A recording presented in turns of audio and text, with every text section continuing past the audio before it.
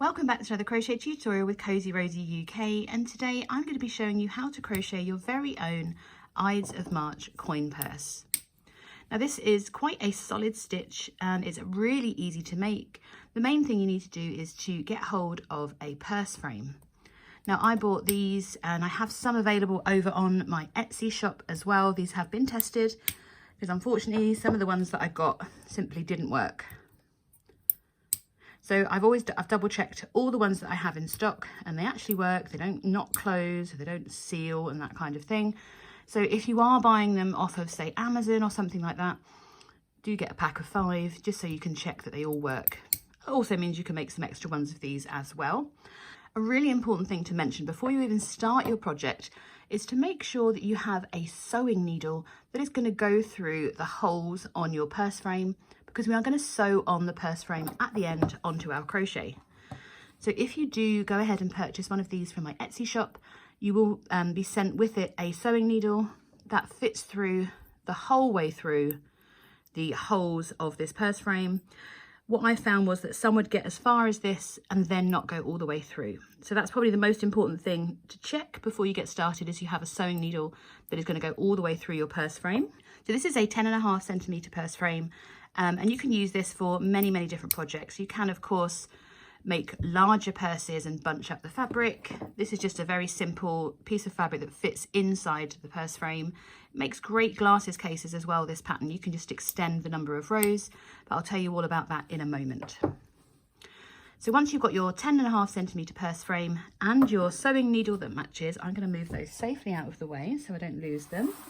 So I am notorious at losing sewing needles. We are going to be using a size 3 or a DK weight cotton today. Now I've got 3 different colours and I used 3 different colours in this version as well. And as you can see, it kind of changes every few rows to give us a more striped effect. You don't need much cotton for this pattern in particular. You only need 25 metres in each colour.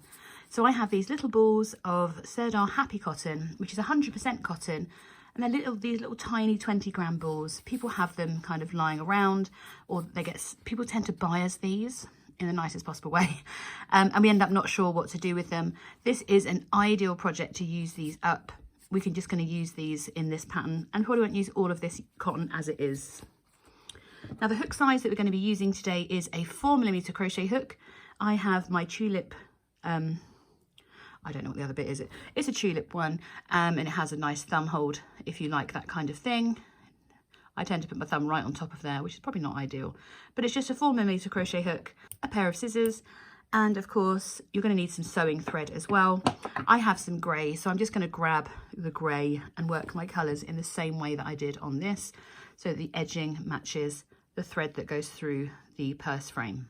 So before we get started, don't forget to hit that subscribe button and of course the notification bell so that you never miss out another one of my crochet tutorials or patterns again.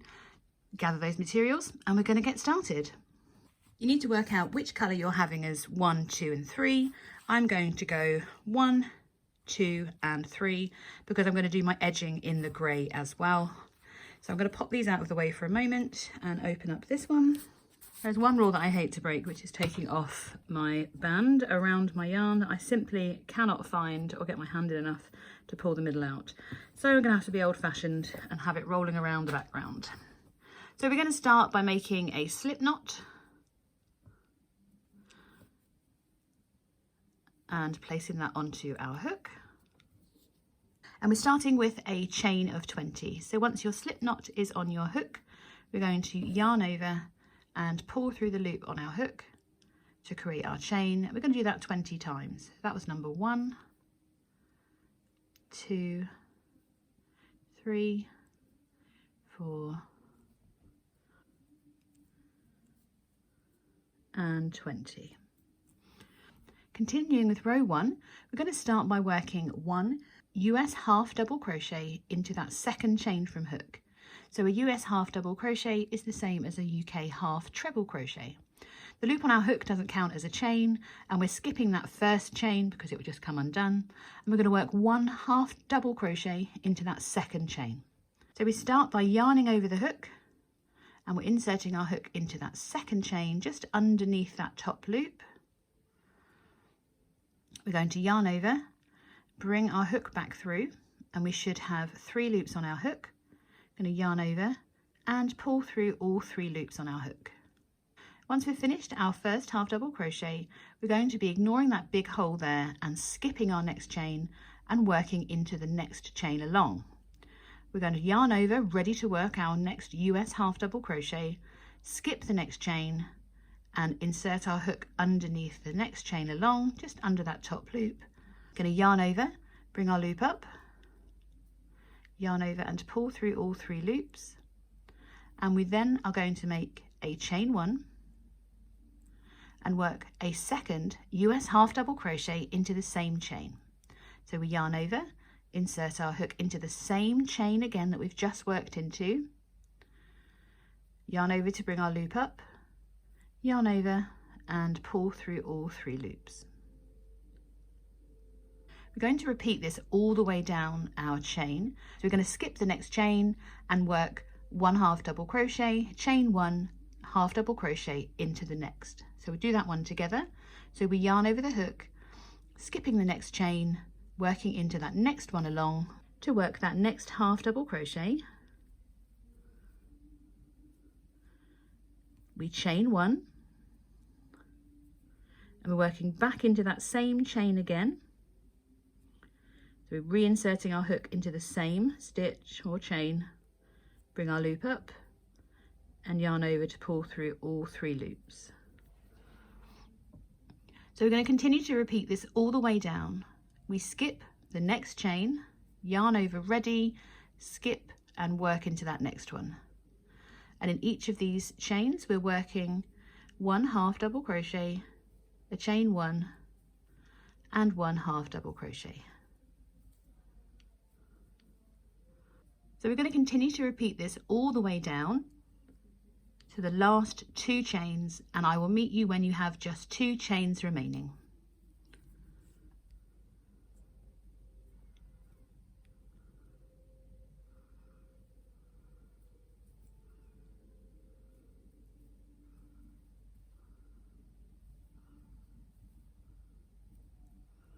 So once you've worked all the way down and we have 2 chains remaining, we're going to skip that next chain and work 1 half double crochet into that last chain where our slip knot is.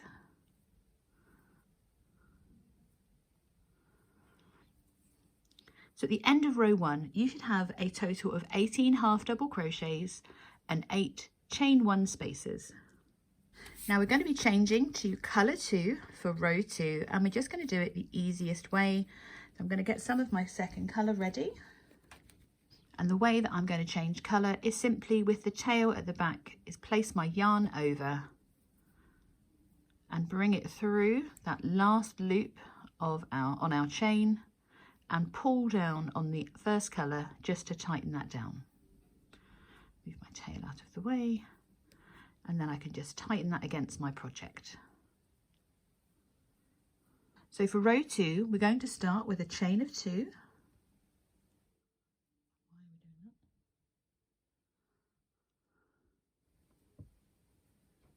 So this chain 2 counts as part of our 3 double crochet cluster. So we're going to finish the rest of the stitch by making a 2 double crochet cluster. So to do that, we start by yarning over the hook, insert the hook into that same stitch as your chain 2, yarn over to bring a loop up. We're then going to yarn over and pull through the first 2 loops only. So we have 2 loops remaining on our hook. We're then going to yarn over the hook again and reinsert our hook into the same stitch, yarn over and bring a 4th loop up.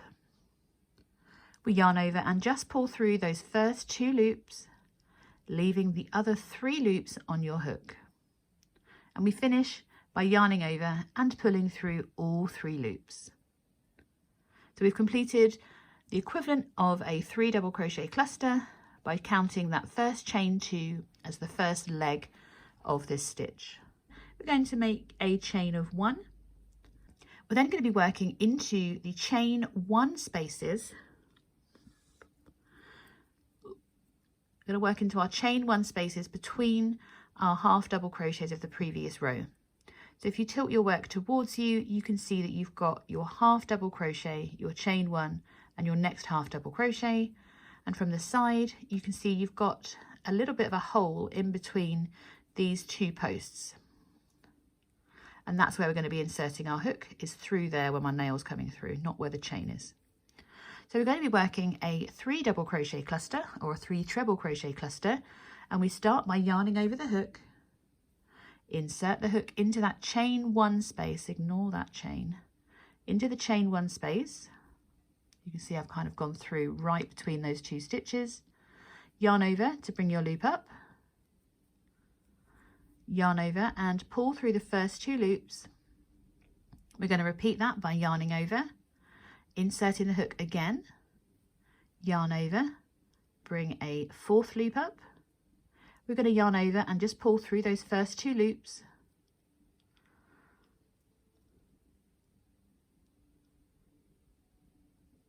And then we're doing that for a 3rd time. So we yarn over, reinsert into the same chain 1 space again, yarn over, bring a 5th loop up. And again, we're just going to work yarn over and pull through those first 2 loops. It's a little bit tricky, the more that's on there. We still have 4 loops remaining, so we're going to yarn over and pull through all 4 loops on your hook.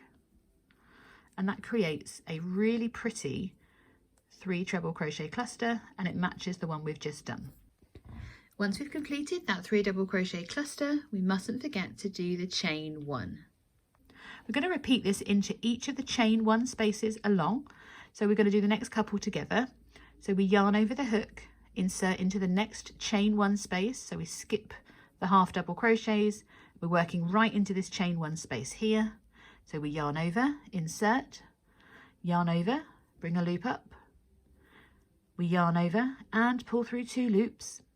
We're going to repeat that again. So we yarn over, reinsert back into the same chain 1 space, yarn over to bring your loop up, yarn over and just pull through those first 2 loops again. So now we have 3 loops on our hook.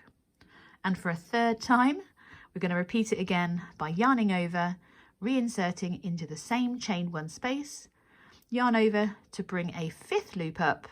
This time we're still going through just those first 2 loops that are on our hook, which will leave us with 4 loops.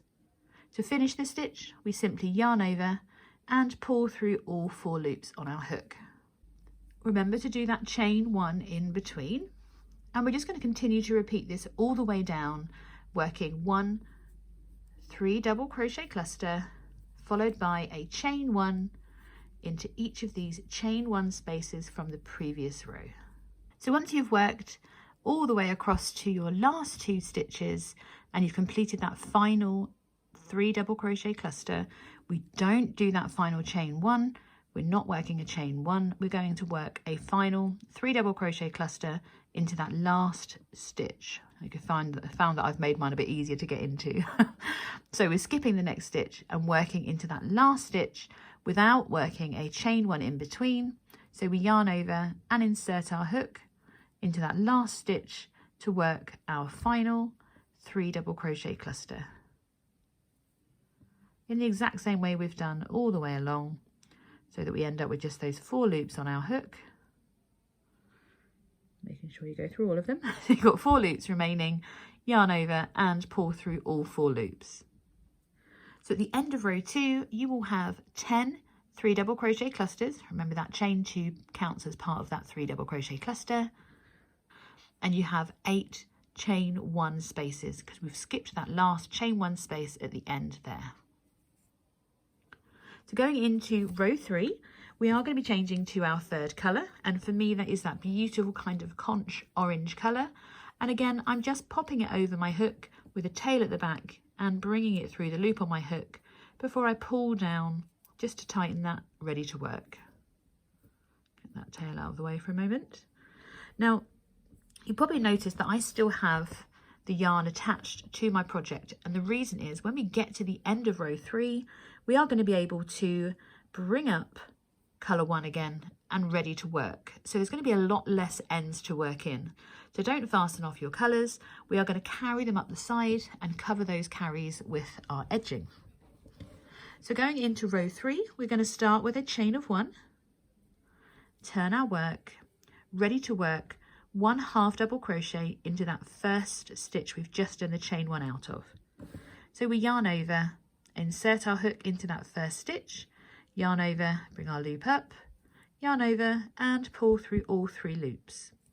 We're going to skip the top of that next 3 double crochet cluster and work into the chain 1 space, and in there we're going to yarn over, ready to work 1 half double crochet, a chain 1 and a second half double crochet, much like we did on row 1, but this time we're working into these chain 1 spaces. So we yarn over, insert into the next chain 1 space to work the first half double crochet, a chain 1 and a second half double crochet, all into that same chain 1 space. So continue to repeat that into all the chain 1 spaces, and I'll meet you for the end of our row once we've worked into our last chain 1 space. So 1 half double crochet followed by a chain 1 and a second half double crochet into each chain 1 space across, and I'll meet you for that last stitch. So once we've worked those half double crochet V-stitches equivalently into our chain 1 spaces, we're just going to work our final half double crochet into that last stitch. So I can see my chain 1 from the previous row, and we're just working one final half double crochet into the top of that stitch. So at the end of row 3, you should have a stitch count of 18 half double crochets and 8 chain 1 spaces. So for row 4, we're going to be moving back to colour 1, and as I was explaining, we're going to be carrying these colours up the side. We just pick up colour 1 and pop it over our hook and bring it through the loop on our hook. I'm going to tighten the colour we've just worked and make sure that there's no tightness in this colour change. If we pull our first colour too tight, it decreases the yarn that we have there, and we want it to be kind of flat against, not pulling too tightly against our project. So just as we started row 2, we're going to start with our chain of 2, and into that first stitch we're going to work that 2 double crochet cluster. So we yarn over and insert our hook into that stitch underneath our chain 2. There's our colour change, you can see there, get a bit closer. So we've got chain 1, chain 2, there's our colour change, and we're working into this stitch here. So we yarn over the hook and insert, yarn over, bring our loop up, yarn over, just pull through those first 2 loops. We repeat that by yarning over, inserting into the same stitch, yarn over to bring up a 4th loop, yarn over and pull through the first 2 loops only before we yarn over and pull through all 3 loops.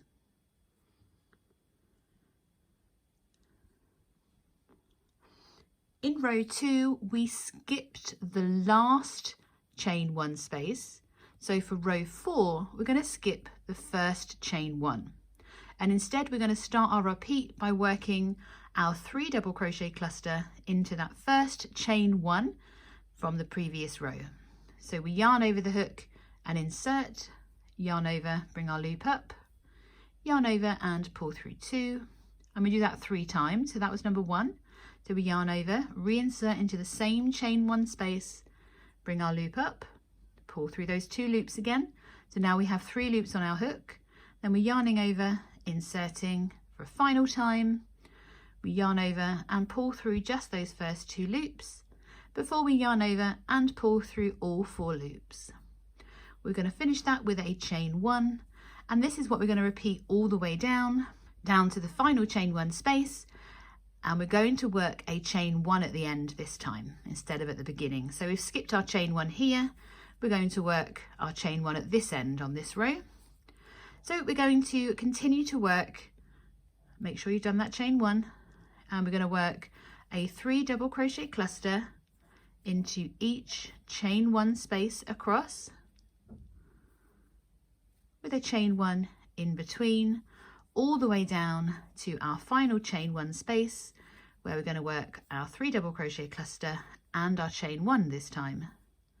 So I'll meet you right at the end of row 4, ready to work that last 3 double crochet cluster, just to check we've got our chain 1 spaces in the right place. Just work my final 3 double crochet cluster. I'm making that final chain 1 because on this row we're going to have our chain 1 at this end and not at the beginning. So we skip that next stitch, and then with those last 2 stitches remaining, we skip 1 and work 1 3 double crochet cluster into the last stitch. And that's the 3rd. And we yarn over, pull through all 4 to complete that row. So at the end of row 4, you should have 10 3 double crochet clusters. That chain 2 counts towards a 3 double, and we should have 8 chain 1s. 1 2 3 4 5 6 7 and 8. So row 5 is a repeat of row 3. So we're going to work that by changing colour again. This time we're changing back to colour 2. So I'm just going to pick that up. It's still all attached to my project, and we're just going to bring that through the loop on our hook, making sure that we're not increasing, we're not pulling too tightly on our new colour, and we're not cinching together all of that work we've already done. So for row 5, we start with our chain of 1. And as I said, we are repeating row 3. So we've done our chain of 1. We're going to work a half double crochet into that same stitch as our chain 1. And then, as we did before, we're going to work 1 half double crochet. So we yarn over and insert into that first chain 1 space. We chain 1 and work a second half double crochet into that same chain 1 space. And we repeat this all the way along. Our half double crochet, chain 1, half double crochet. So work that into each of the chain spaces along, and I'll meet you at the end of this row. So I've reached the point where I have my 3 double crochet cluster with no chain 1 in between. So we don't have to work in between these clusters here. Instead, we're skipping that stitch and working our final half double crochet in the top of that last 3 double crochet cluster. So from the top of my project, I've still got 2 stitches remaining. I'm skipping 1 and working 1 half double crochet into that final stitch. And by moving where these chain 1 spaces are every other row, it just keeps our edging really nice and straight. For row 6 onwards, we are going to be working the same 4 row repeat that we've just worked. So row 2, 3, 4 and 5.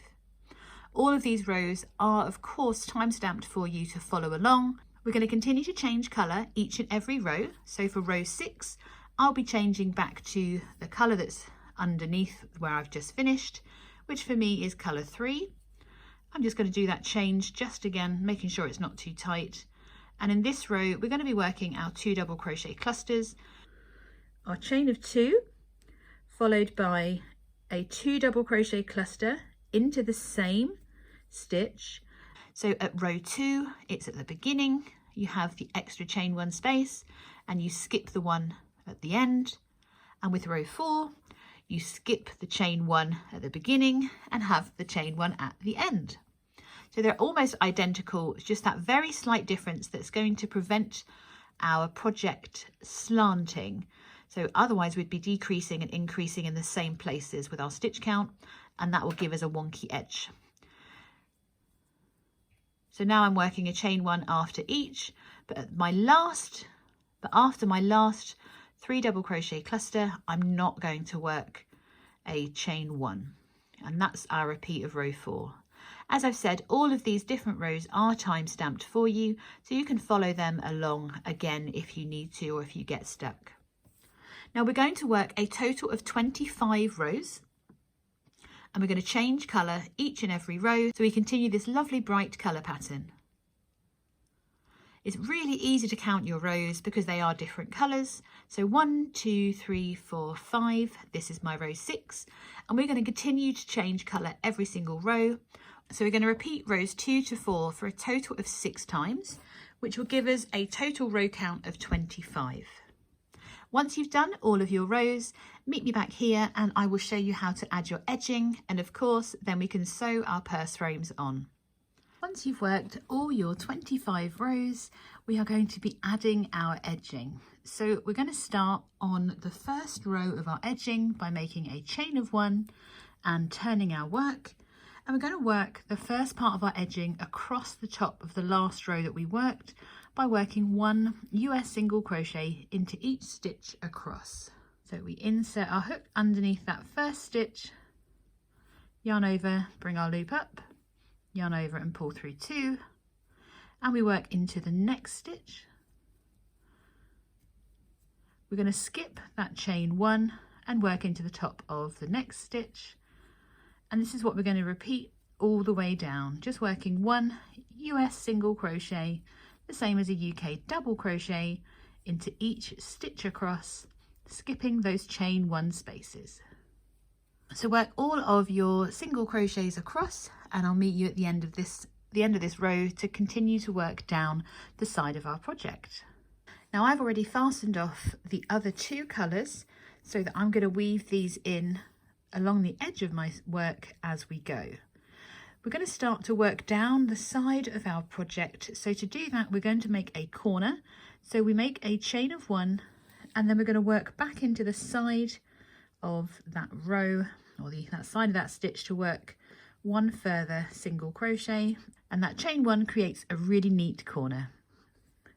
We're going to rotate our work to work down the other side of our project, and you can see here, I'll move that out of the way, you can see where I've carried those different colours all the way up, and I'm going to take the time to weave or work over this end as we work down as well.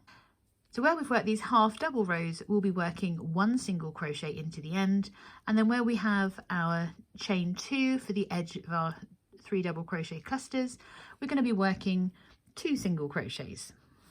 Where we've worked our corner, that counts as the same row, so I'm going to insert my hook into that first space to work 1 US single crochet, and then we're going to work 2 single crochets evenly across the end of our 2 double crochet cluster. You can choose to work 1 in there,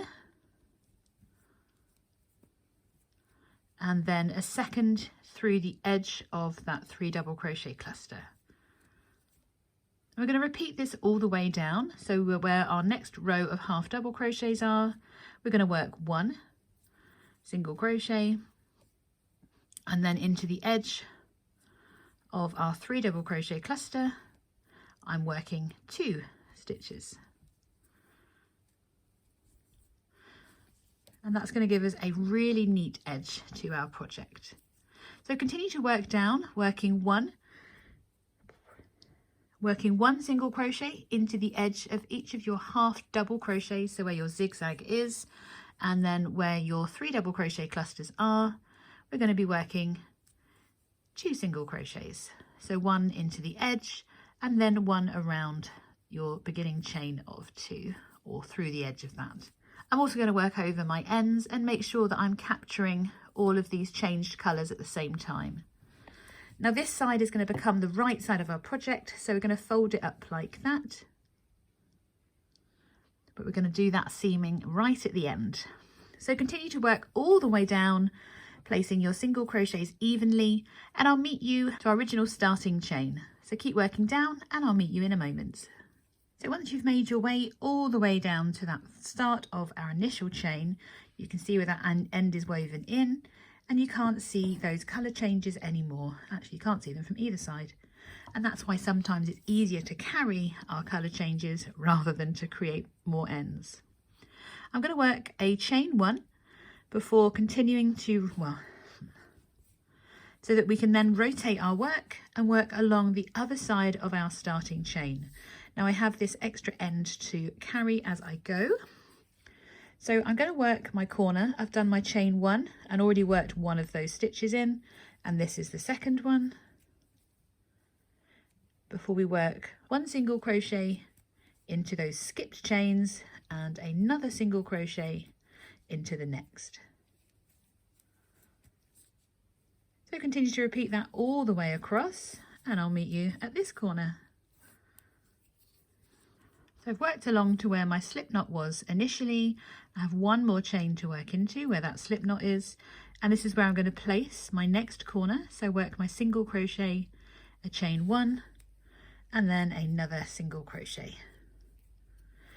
We're now ready to rotate our work and work all the way back up the other side in the same fashion that we did with this side, so we can get another nice edge.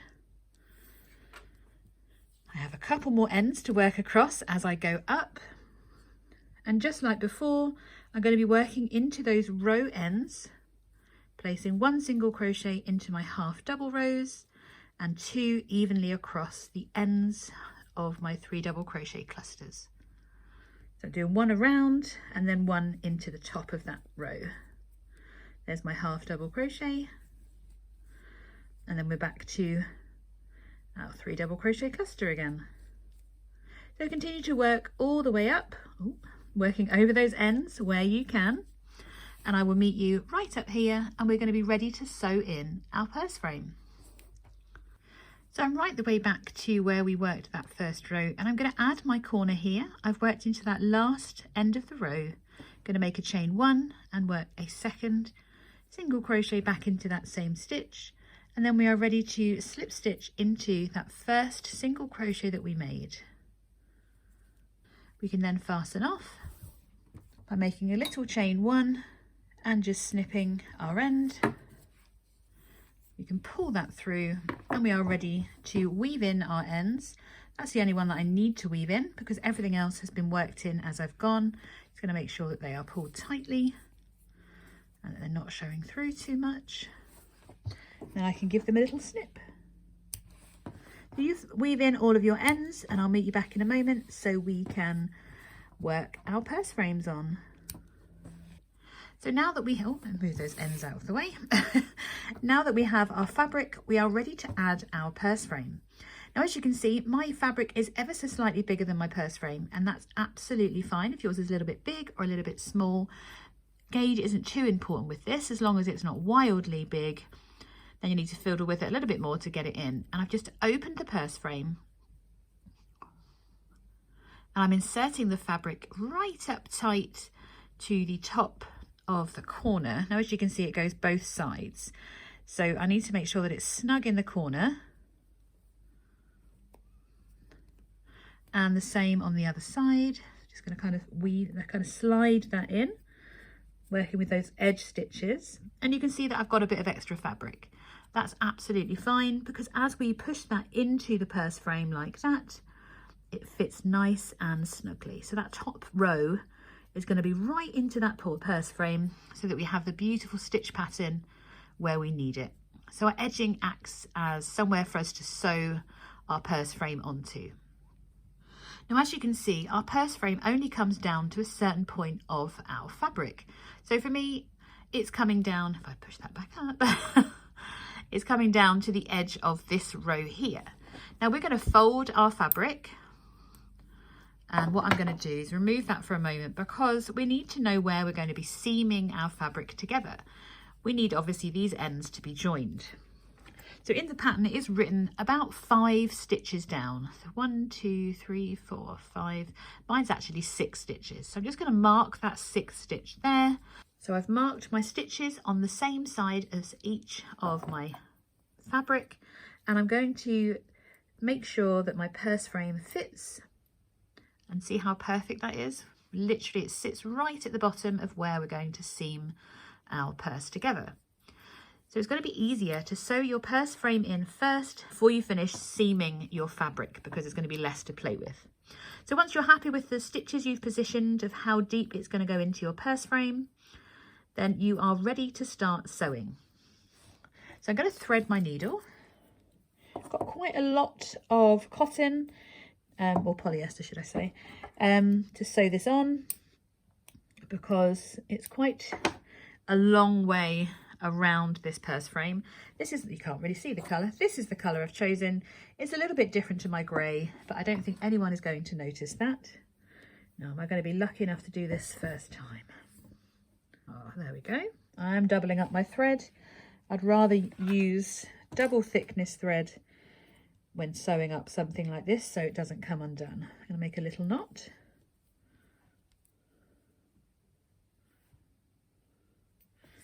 And we can trim those later.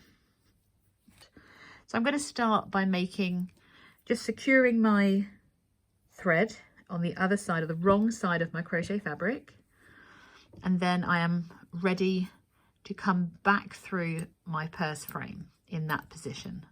Just going to reposition that again. I'm happy with it. Then I'm coming through from the other side of the purse frame, ideally out of that hole there, if I can find it. There we go. So I've got it coming through the wrong side of the fabric and through. Oh, I seem to have pulled the end out. Don't know how I've managed that. We'll trim that later. Just so we are securely through, and then we're going back through the other side, making sure that we're working through our crochet and our purse frame. That end is going to really irritate me. Obviously make sure that you're not catching your yarn, Fiona. There we go. So that you're getting a nice clean look of your sewing, at least from this side, so that people can see it. You just need to continue to work through your crochet and through the purse frame. It's really, I'm not going to lie, this is quite hard to do on camera. So working through the crochet and your purse frame, I think this is called a running stitch. I told you I'm no seamstress. Just make sure that you're catching your crochet as you come through and pulling your thread nice and tight. We want to make sure we're coming through our crochet at the same time. Oops. Oh dear. If you're like me and find sewing challenging, this is still good fun. It really is. So keep sewing all the way round, and I'll meet you to sew on the other side. So I've just worked my last stitch and I've sewn up the whole way around from the other side. Sorry, excuse my dog playing in the background. And I'm just going to secure my last thread, which has just come out here, just by going through and tying 3 knots, because that's what I was told to always do. I'm not sure quite how important that is, but I also weave my ends in 3 times, so maybe there's just something about the number 3. Who knows? So once that is done, I can fasten that off, get rid of that bit of thread. I guessed that quite well, the amount that I needed. And we have, well, we could have pretended that it's already finished. Obviously it's not, and it's not letting me get away with that. So we now, of course, need to sew in the other side of our purse frame. So you just repeat that process all the way, and which is why we haven't sealed this up yet, just in case we need to use an extra stitch or so to seal that in. So thread your needle again, get sewing in the other side, and then I'll meet you so we can join these edges to finish our purse. So once we've secured our purse frame and sewn that in on both sides, we are ready to finish off the main part of our bag. So the last thing we need to do is just slip stitch down the sides of our purse. Now I'm going to start from the bottom up. I've made sure that it's folded nice and evenly along the bottom, and you can see that it almost ends on one of our zigzag rows, which is perfect for me. To create a really nice detailed edging, I'm going to work through just the back loop of one side and the corresponding front loop. It's a bit fiddly to get your hook through of that other stitch, so I just want one loop. There we go.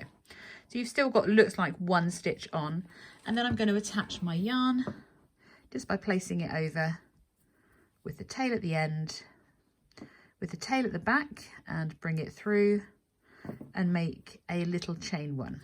I can weave this in a moment. And we're going to continue to work through the back loop of each stitch. You can go through both loops if you want to. I must admit, I think the pattern is written that you work through one loop through the full stitch, but I'm just going to slip stitch through one side. I can get my hook, there we go. And literally slip stitch through, working through both sides of my fabric, but just slip stitching through one stitch, through one loop of each side, and that's going to give a really nice edging. So continue to repeat that all the way up, and your edging is going to look nice and neat. And I'll meet you in a moment to finish off when we reach up towards the purse frame. So I've just reached the few stitches that are left underneath my purse frame. I'm going to have to work around my purse frame because I want to make sure that I've closed. I want to have closed up as tightly as possible. Oh, I just missed there. All the way up through. Oh, grab it this time. There we go. And that's going to be high enough. So I'm going to make another little chain one to create a knot, and then I can fasten off using my hook to bring that through, and we can just weave those ends in, and we're going to repeat that on the other side. So we just literally do the same as we've just done, working through the back loop of both sides of our purse, sorry, the back loop and the front loop, rejoin by placing over and repeating the slip stitch all the way up, working through the back loop of the stitch closest to you and the front loop of the stitch furthest away, and just slip stitching those closed, working through both sides of your purse. So complete this side and I'll meet you in a moment. All that's left to do now is just to weave in these last few ends, and then our purse is all completed. So I really hope that you've enjoyed making your very own Ides of March coin purse. This really is a great little project to use up some of that scrap cotton you've got lying around. Let's pretend I've woven those in. And yeah, I really love how these work up, and they're really quite sturdy once they're all finished and sewn up. And actually, sewing in those purse frames might be a little bit fiddly, but it really is worth it. So thank you so much for joining me for today's tutorial. Keep your eyes peeled for the corresponding bag pattern that goes with this purse. It won't be too far behind this tutorial, and I will see you in the next one.